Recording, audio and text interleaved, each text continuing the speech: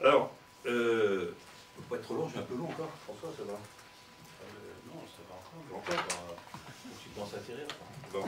Alors, donc, vous voyez, il y a des comme ça, ce que j'appelle des sphères d'activité qui sont l'objet de mutations en ce moment économiques non négligeables, mais qui relèvent de logiques d'acteurs qui se vont ajouer de manière transversale à propos de la mobilité, à propos de l'habitat, à propos de la santé, à propos de la connaissance, oui, de l'information et de la connaissance, et bien d'autres sujets.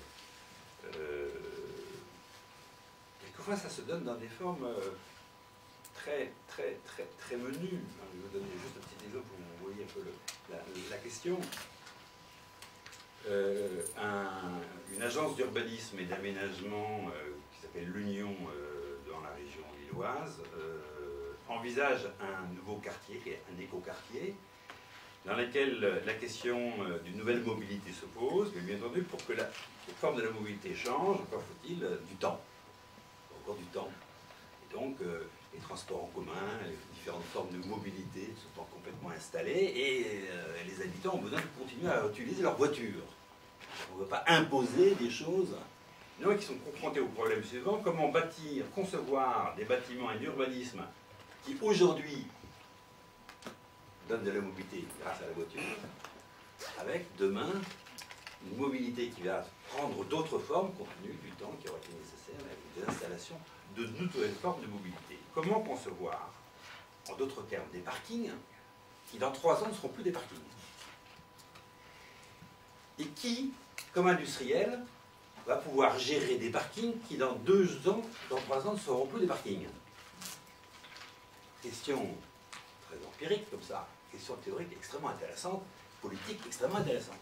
Donc on est en train de travailler avec l'Union sur le dispositif organisationnel et économique et le modèle économique pour arriver à en réalité créer une nouvelle structure qui va prendre en charge les conditions d'élaboration de ce bâtiment un peu spécial qui porte un nom un peu barbare que j'ai plus en tête là. Je sais pas quoi, éco-parking, je sais pas, un truc de genre, éco-mob parking, un truc de genre, un truc encore inventé par des marketeurs. Bon, et dont l'objet, mais l'objet est très intéressant, l'objet c'est d'être un parking, et dans 3 ans, avoir une finalité qui est différente. Notamment, ce qui est envisagé, c'est de mettre en place là toute une série de services qui seraient justement des services à la mobilité. Et comment organiser cette transition? Alors, on va mettre en place ce qu'on appelle une SIC, je ne sais pas si vous connaissez ce statut, c'est les sociétés coopératives d'industrie collective, qui a le grand mérite comme statut d'entreprise de pouvoir associer des collectivités territoriales, des entreprises, des usagers, et d'autres encore, dans la façon de piloter l'objet qui est le leur. Voilà, autre exemple. Alors, je dirais, quels sont les problèmes que pose problèmes et en même temps, quels sont les enjeux, ou plus exactement les difficultés de passage à ce modèle de l'économie de la fonctionnalité stade 2. Alors, la première chose, c'est que ces modèles passent par des formes de coopération renouvelées, d'un côté avec les usagers finaux, de l'autre entre entreprises. Or, la question de la coopération, ce n'est pas la question de la coordination. Les entreprises ont l'habitude d'envisager à travers l'histoire de la division du travail les conditions dans lesquelles ils arrivent à redonner du sens par la coordination. Le management a l'habitude de coordonner, mais la coopération, c'est autre chose, parce que la coopération renvoie au contenu même du travail, c'est-à-dire, dans son travail, être en capacité d'écouter, d'entendre les conditions de l'autre, c'est-à-dire les conditions de l'usager ou de la personne avec qui on va travailler. Coopérer, c'est pas se limiter à son périmètre d'activité, c'est dans les choix de son travail, prendre en compte les problèmes que pousse son travail à l'autre. Et ça, bien entendu, c'est un changement du point de vue du contenu du travail et du point de vue du management du travail assez considérable. et c'est aussi l'occasion d'une mutation du travail tout à fait passionnante, parce que lorsque l'on s'engage sur les questions de la coopération, on se rend compte que le travail prend une épaisseur, un sens qui est absolument différent de celui qui a pu naître du taylorisme ou du néo-taylorisme ambiant. Le deuxième point très important porte sur la question de l'évaluation. Vous voyez, la solution qui est proposée, mobilité, d'habitat, de santé, ces solutions sont des solutions qui engagent les producteurs, mais aussi les utilisateurs, les bénéficiaires. Je rediscutais hier, j'étais une soutenance de thèse sur l'économie de la fonctionnalité chez toi, à Nancy, là, qui était une convention CIFRE entre EDF, avec un type, un étudiant qui était très bon, qui a accompagné EDF dans le processus des politiques d'accompagnement de la transformation des bâtiments, qui s'appelle la MDE, la maîtrise de l'énergie. Et dans cette thèse, on voyait très bien identifié la question de l'évaluation du confort que provoquait la solution apportée par EDF, pas seulement EDF, par le consortium EDF et les artisans du bâtiment, parce que, bien entendu, si vous avez un bâtiment parfaitement isolé et que vous ne faites qu'ouvrir vos fenêtres toute la journée, la consommation d'énergie ne tombe pas. Voilà. Il y a même peut-être tendance à augmenter, donc ce que les écologistes appellent l'effet rebond. En d'autres termes, ce n'est pas parce que vous avez une politique qui va isoler, qui va rénover votre bâtiment et permettre à travers cette rénovation diminuer sur le papier la consommation d'énergie que la réduction de la consommation d'énergie va réellement se passer, parce que ça va dépendre du mode de vie, des façons dont les gens utilisent leur habitat et en particulier les ouvertures. On voit bien que le rapport à la performance énergétique et derrière la performance de confort que provoque cette réhabilitation dépend de l'usage qui en est fait. Et il y a tout un problème ici d'évaluation des conditions d'usage pour arriver à accompagner les acteurs progressivement vers la performance visée par la solution. En d'autres termes, la question de l'évaluation devient une question centrale. Mais là, l'évaluation ne veut pas se limiter à la mesure. L'évaluation, ce n'est pas simplement les déclics normatifs donnés dans l'habitat par des capteurs qui vous disent « Attention, vous avez dépassé votre consommation d'électricité, attention, vous développez beaucoup de CO2 ». Ça ne suffit pas. Il faut aussi de l'évaluation qui va porter sur des choses beaucoup plus immatérielles, l'évolution des comportements, l'évolution des formes de coopération.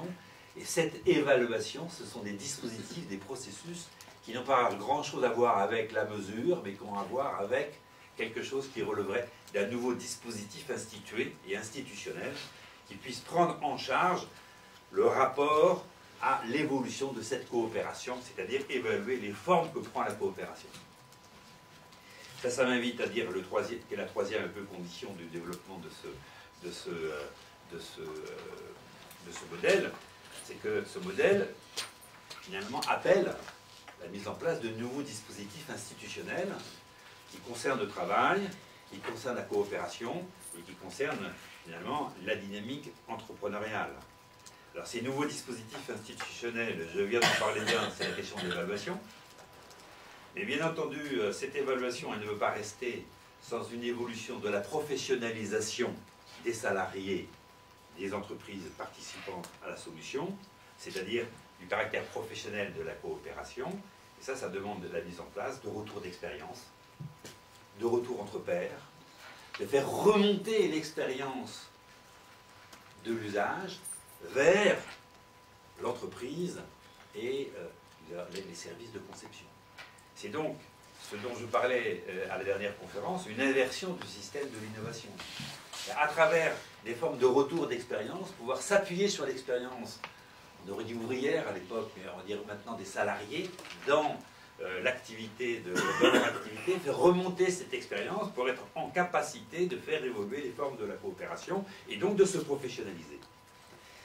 Le troisième point, troisième dimension des nouveaux dispositifs institutionnels, vous sentez bien que ces solutions n'ont de pertinence que si la valeur servicielle, c'est un peu conceptuel, un peu abstrait, la valeur que provoquent ces solutions croît, Donc ça demande à ce que les solutions soient en capacité, sur la base de l'expérience, de s'ouvrir à de nouvelles activités, c'est-à-dire d'accroître le périmètre de valeur qui est prise en charge.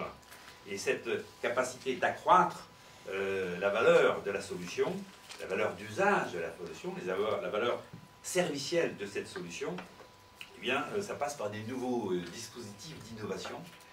Et ça demande de se dégager de l'innovation technologique, le primat de l'innovation technologique, le primat de l'innovation fondée sur les sciences expérimentales, et pour fonder cette fois-ci le primat de l'usage, et d'autre part le primat des sciences sociales et des sciences de l'homme, dans la façon dont peuvent s'opérer de nouvelles logiques d'innovation. C'est ce que nous essayons dans plusieurs endroits de mener à travers ce que nous appelons les milieux innovateurs serviciels, c'est-à-dire des milieux innovateurs qui associent les centres de recherche en sciences sociales et en sciences humaines, avec aussi des sciences de l'ingénierie, mais on dirait dans un ordre qui est secondaire, et qui, à travers la mobilisation de ces centres, met en lien avec des tissus d'entreprise à propos d'enjeux qui ont été finalisés par des territoires. C'est ce qu'on appelle, dans notre jargon, la mise en place de nouveaux milieux innovateurs serviciels. Et c'est extrêmement important pour que cette logique économique puisse se développer. Alors, nous sommes très intéressés par ces éléments émergents. On les soumet à la discussion. De notre point de vue, c'est à travers ces nouveaux liens de logique industrielle, quoi plutôt d'entreprise industrielle ou d'activité industrielle, on aurait plutôt revenir à activité industrielle et activité de service, que c'est à travers ces nouveaux liens que l'on peut donner un avenir dans les pays comme un pays comme la France ou l'Europe, un avenir à l'industrie, et donc le reconstruire, mais cette fois-ci de manière positive et pas de manière défensive, et en redonnant un espace où la question du travail puisse être reconsidérée comme l'un des vecteurs d'une nouvelle forme d'industrialisation, au sens d'une nouvelle forme de lien entreprise industrielle ou activité industrielle et activité de service. Voilà, François.